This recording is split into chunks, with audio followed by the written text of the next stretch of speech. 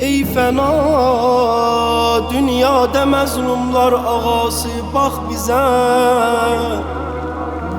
Ey fena dünyada məzlumlar ağası bax bizə. Səndədir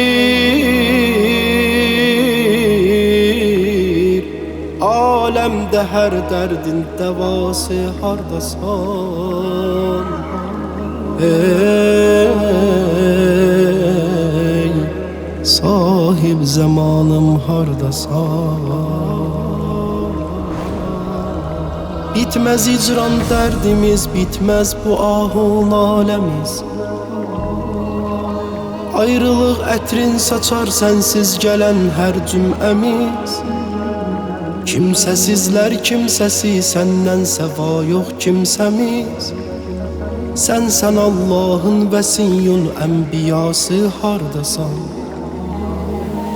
Zulmüden qərq oldu dünya el-əcəl fəryadına. Səndən özgə kim çatar məzlumların imdadına. Andı veririk biz səni öz cəddüvün pak adına.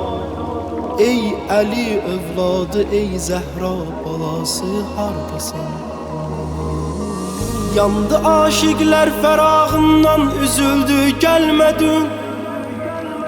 Əhli eşqin qəlbin icran dərdi dəldi gəlmədin. Gözlədik hər cümə xeyli cümə gəldi gəlmədin. Çıxdı ərşə ümmətin ahu nəvası hardasan. Ey fena dünyada məzlumlar ağası bax bizə. Səndədir aləmdə hər dərdin dəvası hardasan. Andı veririk biz səni öz cəddüvün pak adına. Ey Əli övladı, ey Zəhra balası hardasan. Ey Əli övladı, ey Zəhra balası hardasan.